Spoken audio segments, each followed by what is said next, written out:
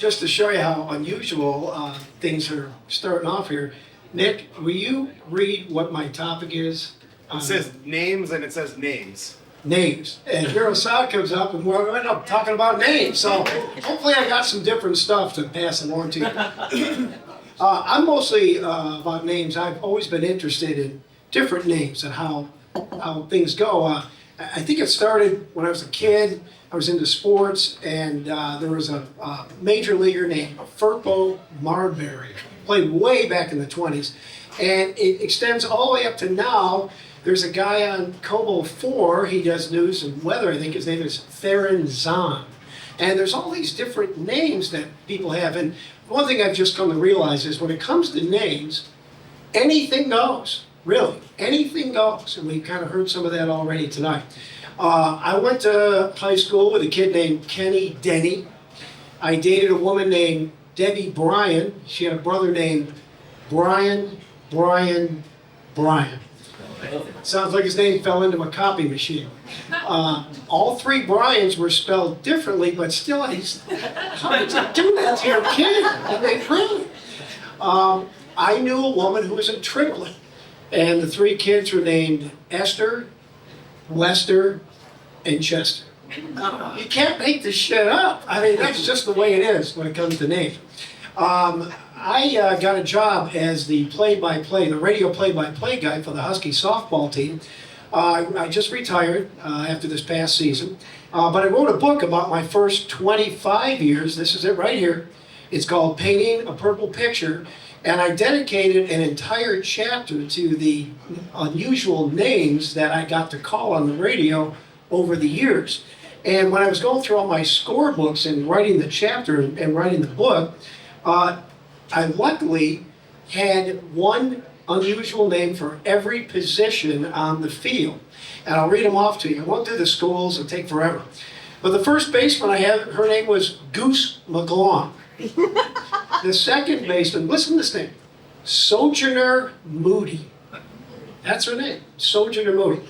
Shortstop, you ready for this one? Destiny Frankenstein. She was a real good player. She batted cleanup, shortstop. Third base, Jakey Balalea. The left fielder, Kelly Pinky Pink. The center fielder, I like this one, Rodeo Carly. Carli. Right fielder, Lizzie Rock. The catcher, Breezy Bernard. Designated player, Kylie Quico. And the pitcher, Brandis Ballschmitter. They did a 15-inning game where she pitched, and I knew at some point I was going to say it wrong, and you know what I would have said, right? Now, off the bench, we could have had Isabella Geronimo. She went to Seattle U. Autumn Champion. There's a great name. And there's even an umpire. The guy is still working. His name is Smokey Eds. These are all real names. You can't make this shit up, like I said. The Huskies, they had their share of great names. These are just players that played for the Huskies. Tori Corey. Dania Piscia. Isn't that? That's kind of a cool name. Hooch Fagali. And the greatest name I ever called on the radio, playing for the Huskies, Silent Rain, Sweetgrass Espinosa. That was her name. Her dad came up with it. His name is Gray Buck. He has two sons. Their names are Grayson and Bucky. You can't make the shit up. That's all I was told. When during the period between 2000 and 2012, right in there, it seemed like every other player's name was Ashley or Courtney.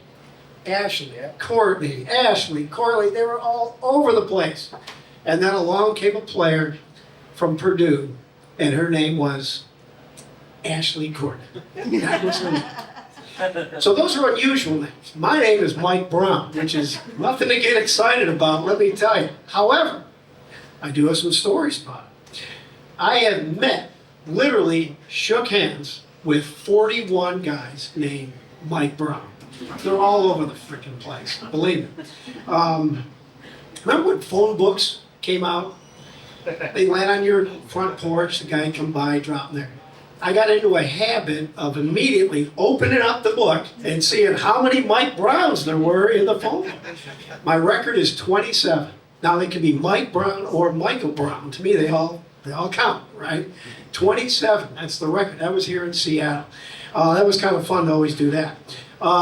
So Mike Browns I met. There was a weatherman that worked at JBLM that I met. There's a King County deputy named Mike Brown. He's a real cool guy. What was the other one I was going to mention? During my broadcast career, I covered a lot of sports. I met 2 Major League Baseball players named Mike Brown. Here's their baseball cards right here. Let me show you here, Nick. I verified, yes. It always makes me verify. So it was kind of cool meeting all these different Mike Browns over the years. Just want to make sure I don't miss anything here. Get my glasses out so I don't forget. I can't even read sometimes. There's a couple of Mike Browns that are pretty popular that I never met. One of them is an NBA head coach. He coaches the Sacramento Kings. You can look it up. And the other one is the owner of the Cincinnati Bengals. They're playing on Monday Night Football tonight. His name is Mike Brown. And I've never met him, but from everything I've read or heard about him, he's an asshole. So much so that a Bengals fan started a website, MikeBrownSucks.com. You can look it up. You cannot make this shit up. The guy sold T-shirts and bumper stickers that said Mike Brown sucks on them. I bought 2 of them from the guy. I had to. I mean, how often is that going to happen? And I could not find those T-shirts to bring tonight. But I found this picture. Mike Brown sucks. There's a T-shirt. So can you imagine? Now, you can look it up on your phone, MikeBrownSucks.com. But the NFL shut the guy down, and he can no longer sell those T-shirts. Anyway, so whether you got a really unusual name or a very common name, names are great. That's really all there is to it. Awesome. But while you're up here, do you want to talk about your book? What is the book? Show people what the book is. It's called Painting a Purple Picture. It's about my first 25 years calling play-by-play for the Husky softball team. It's a great book. I think it's a good story. They've been nationally ranked every single year, and they did win the national title in 2009. I got a ring, and it's one of the highlights of my career for sure. It's been a great run, but time caught up with me a little bit. It was the job was telling me it's time to go, so I retired after this past year. So. Awesome. Thank you so much, Mike. Yeah. And if anyone has any questions about where to find that book, talk to Mike afterwards. He's sitting right here. We have a lot of Husky people in this crowd and a lot of Husky fans, so that's a good, unique gift for someone from the area. All right, anyone have any questions for Mike before he gets off the stage? Anyone? Yes. What was your favorite Mike Brown that you met? Who's your favorite Mike Brown? Favorite Mike Brown that I met? Wow, that's a good question. Probably the guy that owned a restaurant right near the Roanoke Tavern up on that street there, because I got a free meal from the guy. All right. Thank you so much, Mike.